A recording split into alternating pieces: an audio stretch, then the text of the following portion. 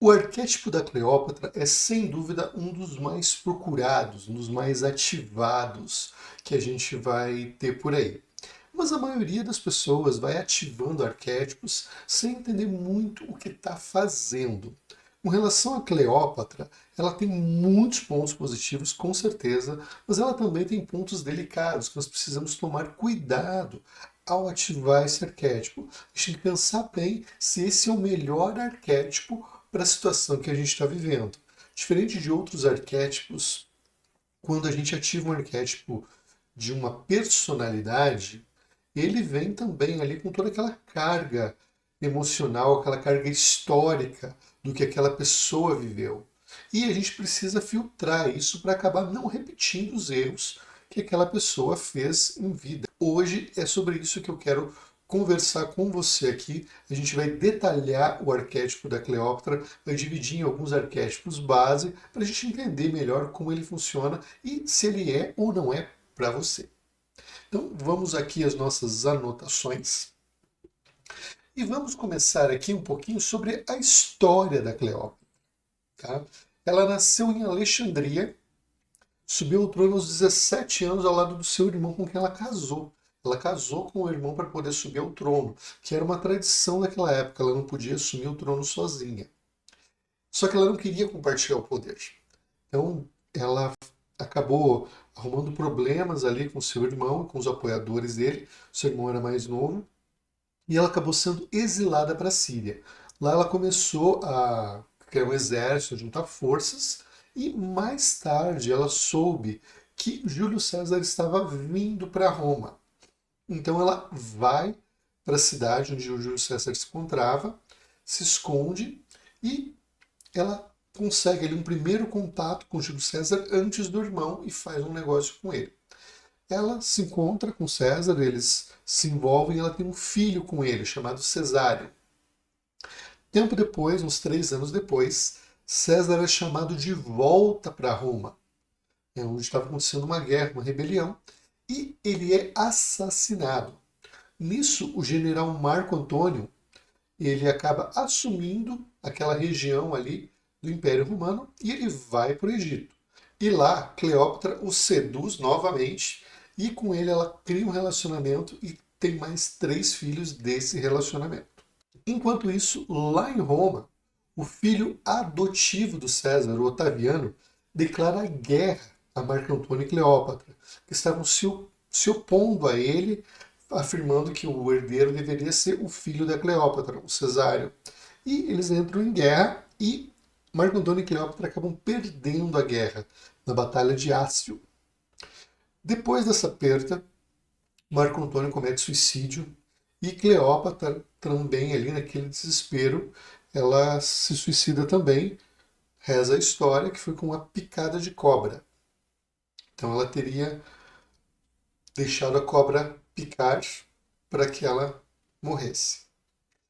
E com a sua morte marcou ali o fim do Egito como um reino mais independente. Então ele foi completamente engolido pelo Império Romano. Então esse aqui é um breve resumo de como foi aí a história da Cleópatra. Como você pode perceber, não foi uma história fácil, não foi uma vida fácil. Desde muito nova, ela já estava envolvida ali com os problemas, com as tramas, com as guerras, e toda a vida dela foi buscando conseguir a independência do Egito em relação ao poder romano, que estava sempre ali sob ameaça. E ela conseguiu durante um tempo, mas depois, quando ela morreu, o Império Romano acabou engolindo completamente o Egito. E quando a gente fala de ativação de arquétipos, de escolher um arquétipo para desenvolver as virtudes e qualidades dele em nós mesmos, a gente vai sempre escolher um que ajude a situação que a gente está vivendo. Muitas pessoas ativam ali o arquétipo da Cleópatra pela questão da sedução, que ela realmente era uma mulher muito sedutora, ou pelo poder. Mas a Cleópatra, ela tem alguns pontos trágicos na sua vida. Apesar dela ser uma sedutora, ela sempre foi a segunda, ela sempre foi a amante. César tinha esposa em Roma, Marco Antônio também tinha esposas em Roma. Então, ela nunca foi a titular, nunca foi a principal. Então essa questão, ela pode até ter conquistado, mas a questão dela conseguir essa felicidade conjugal, de ter aquela pessoa só para ela não conseguiu. Então vai muito do seu objetivo aí nessa ativação. A questão do poder também, nós podemos falar que ela realmente foi muito poderosa, mas foi sempre poderosa ao lado de um homem que a permitia, até certo ponto. Então ela era aquele tipo de pessoa que ela tinha riqueza, ela tinha poder, mas tudo isso era concedido a ela pelo seu marido. Então ela tinha, de certa forma, uma grande dependência dos seus amantes. Ela precisava deles para ter o poder, para ter a riqueza, para ter o status. E quando ela não teve mais esse contato, ela acabou perdendo tudo, que levou ao suicídio dela. Então, uma coisa muito importante de levar em consideração se você vai ativar esse arquétipo para essas finalidades. Agora a gente vai dividir aqui os arquétipos em arquétipos básicos, que são arquétipos mais universais. Podemos colocar assim. Primeiro, o arquétipo da amante. Amante aqui no sentido de aquela que ama, aquela que se apaixona, que se entrega, que se envolve. Ela entrou para a história como uma mulher sedutora, e muitos questionam até se ela era tão bonita mesmo, com base em algumas evidências históricas. Mas a grande verdade é que ela encantava as pessoas, e esse encanto ia muito além da aparência física dela. Tem uma cena que é muito famosa, que é dito que ela estava como fugitiva, ela soube que César estava na cidade, mas os irmãos dela controlavam tudo ali, eram os inimigos dela. Então ela pediu para um servo enrolar ela num tapete, outros dizem que era um saco de dormir, mas indiferente, e entregar aquele tapete para Júlio César. É permitido que o servo se aproxime de Júlio César e ele desenrola ali o tapete aos pés do imperador e lá está a Cleópatra. Algumas lendas dizem que ela estava nua ou estava seminua, né, e estava ali aquela jovem encantadora que conquistou o Júlio César já naquela entrada espetacular. Ali ela negociou um acordo com ele, antes que ele tivesse contato com seus irmãos que estavam no poder, e Júlio César concorda e apoia a reivindicação da Cleópatra ao trono do Egito. Outro ponto também que envolve aí a Cleópatra com o arquétipo do amante é que ela era muito conhecida por sua vaidade, seus cuidados pessoais. Diz que ela usava leite de rosas, óleos essenciais, ela fabricava ali os seus próprios perfumes, seus cosméticos. Então ela tinha esse lado de autocuidado, de carinho consigo mesma, que é muito típico aí do arquétipo do amante. Outro arquétipo no qual a gente vê muito bem aí a Cleópatra é o da governante. Desde muito jovem, ela acreditava que ela era uma opção muito melhor para governar o Egito do que os seus irmãos. Então, ela já estava ali desde muito nova nessas intrigas políticas com seus irmãos mais velhos. Ela fazia parte da dinastia Ptolomaica, que é uma linhagem da Grécia, da Macedônia, descendente ali de Alexandre o Grande. Na época que ele conquistou toda aquela região do mundo, ele deixou ali naquela região essa geração. E eles eram, na verdade, descendentes dos gregos, então eles falavam grego entre si. E a Cleópatra foi a única dos irmãos que aprendeu a falar a língua nativa. Ela falava o egípcio. Então, isso mostra que ela já estava ali pensando no futuro. Ela também estudou muito e tinha um vasto conhecimento, que a gente vai ver mais para frente, mas ela tinha muito dessa habilidade de governar, de conversar, de negociar. A questão diplomática dela era muito boa. E, por tudo isso, ela conseguiu o apoio do César para subir ao trono. O arquétipo da maga é um no qual a gente consegue enquadrar bem a Cleópatra também. Tem um lado menos conhecido dela, mas ela era muito inteligente. Dizem que ela era fluente em 7 idiomas, algumas fontes citam 9 idiomas. Então ela conseguia conversar com os outros embaixadores na língua nativa deles, o que era uma arma política muito importante. Ela também estudou filosofia grega, estudou retórica, então ela tinha a arte de falar, de conversar, de persuadir. Então ela realmente não era só um rostinho bonito, ela tinha todo um charme, toda uma presença, uma personalidade. Ela também tinha conhecimentos de astronomia, matemática e tinha grande interesse em botânica, medicina e alquimia.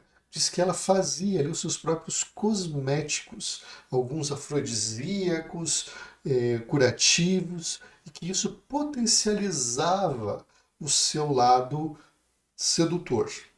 Algumas fontes contam que a Cleópatra ela criava um ambiente mágico em torno dos seus amantes. Então, ela viajava ali pelo Nilo em barcas enfeitadas, perfumadas, com servos belos ali cuidando de Júlio César e depois de Marco Antônio. Então, ela colocava ali velas aromáticas com aroma de rosas e outros óleos essenciais. Então, aquilo criava toda uma mística em volta dela. Ela não só seduzia com a sua presença, ela criava todo um ambiente romântico ali para o seu date e isso seduzia, potencializava a sedução dela muito mais.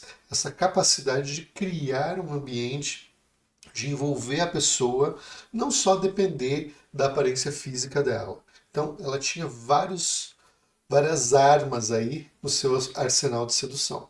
E também ela tinha um outro lado que nós podemos enquadrar no arquétipo da sacerdotisa. A Cleópatra, na sua época, ela quebrou muitas tradições. Ela era bastante vaidosa e ela queria o seu rosto cunhado nas moedas. E ela também se apresentava se associando à deusa Ísis, que era muito cultuada no Egito. Ela se colocava como a nova Ísis, a encarnação da deusa, a filha da deusa.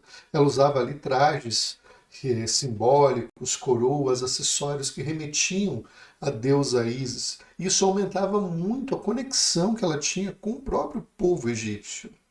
Outro ponto interessante, como governante que ela conseguiu proteger a cultura e o povo do Egito da cultura romana, que eles vinham e começavam a transformar ali a cultura regional.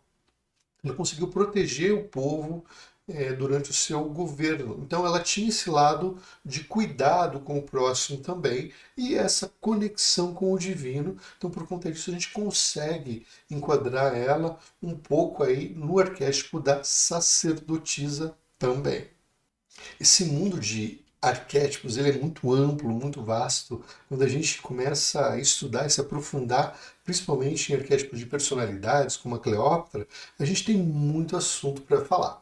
Para quem não me conhece, meu nome é Rafael Batista e aqui nesse espaço a gente fala sobre espiritualidade, arquétipos, desenvolvimento pessoal. Então, se você gosta desses assuntos, aproveita esse momento, deixa o seu like, se inscreve aqui no canal para você não perder os nossos próximos vídeos sobre arquétipos, sobre espiritualidade e ative as notificações. Continuando, a gente já falou sobre os arquétipos base da Cleópatra, agora vamos explorar aqui os aspectos positivos desse arquétipo. Primeiro, autoconfiança e magnetismo. É inegável que a Cleópatra tinha muita autoconfiança e ela tinha aquele magnetismo que atraía as pessoas para ela. Não é à toa que tantas pessoas acabaram apoiando ela no seu governo, tanto os imperadores romanos quanto o próprio povo ali, a situação política mesmo, deu bastante apoio para ela. Inteligência e estratégia. Ela tinha uma inteligência realmente fora do padrão e ela conseguia seduzir muito por conta da sua inteligência também. Poucas mulheres da época tinham tanta cultura, tanto conhecimento quanto ela.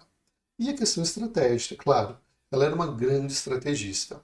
Ela tinha o seu lado feminino e sensual muito aflorado, o que assim fazia as pessoas se apaixonarem por ela ali, já o primeiro contato, como foi o caso de Júlio César, quando ela se desenrolou no tapete ali aos seus pés, foi fatal para ele.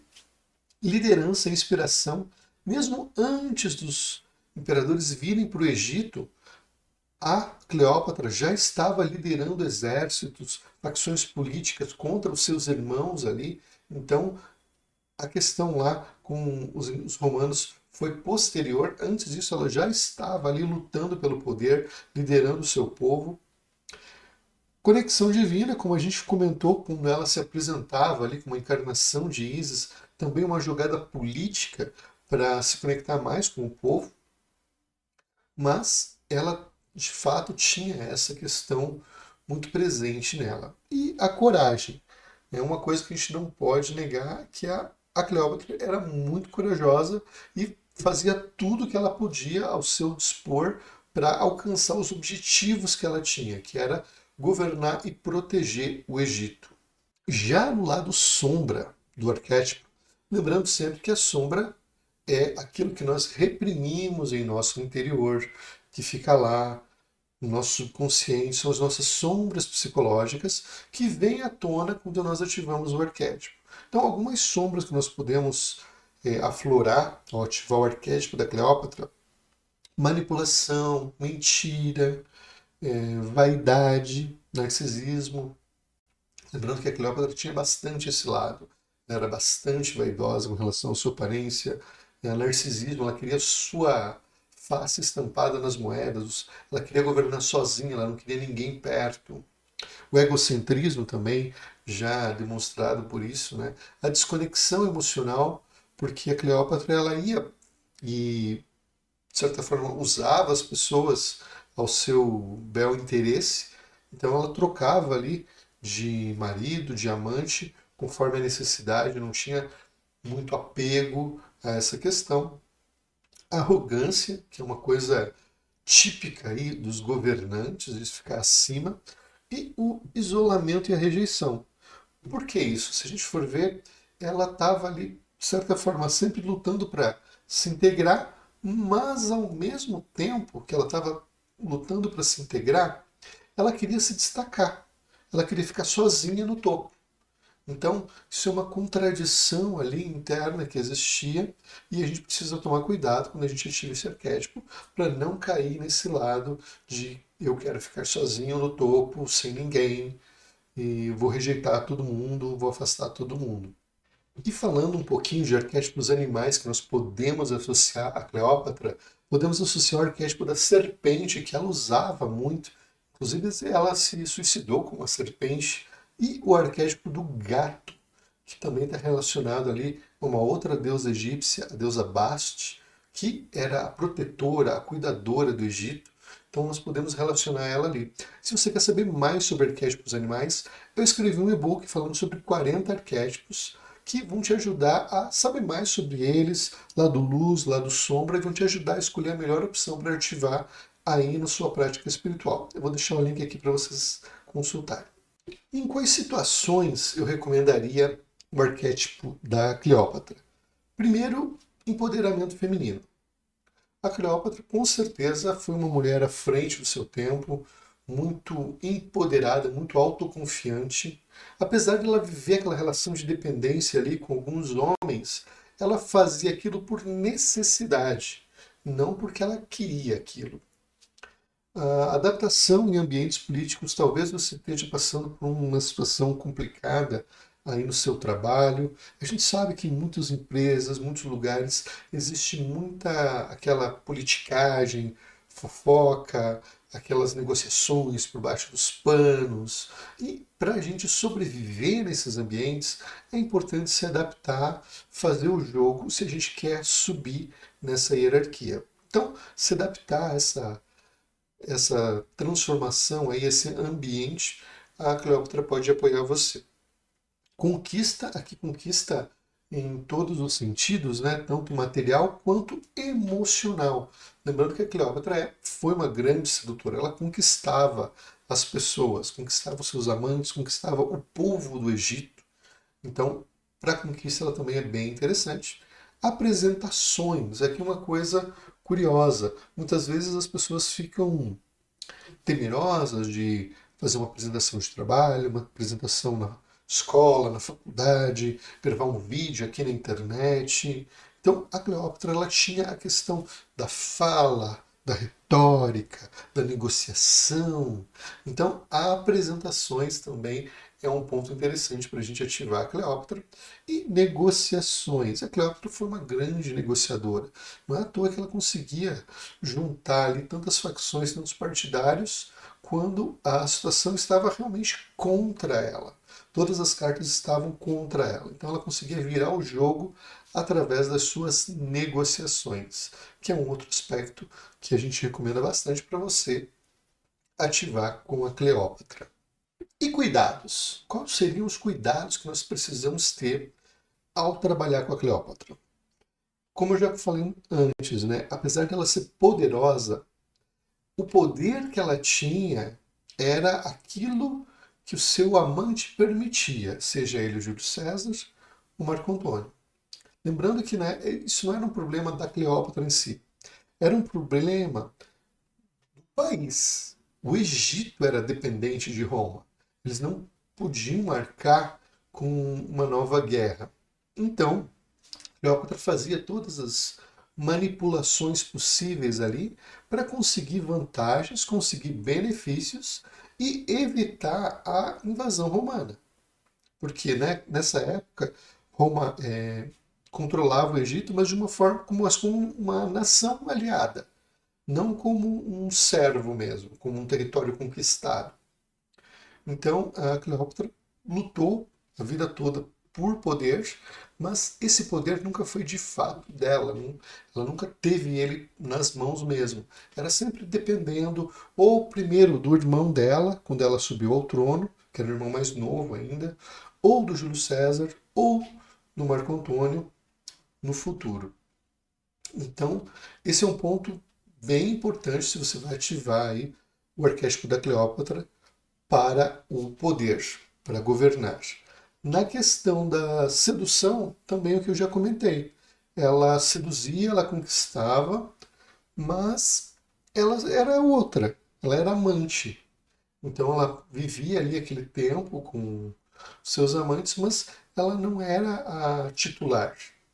Então, dependendo do seu objetivo, se o seu objetivo é conquistar muitas pessoas, Cleópatra é interessante. Se o seu objetivo é conquistar alguém para ter um casamento, para ter uma família sua, já não recomendaria tanto. Tem outros arquétipos que são mais interessantes para esses casos.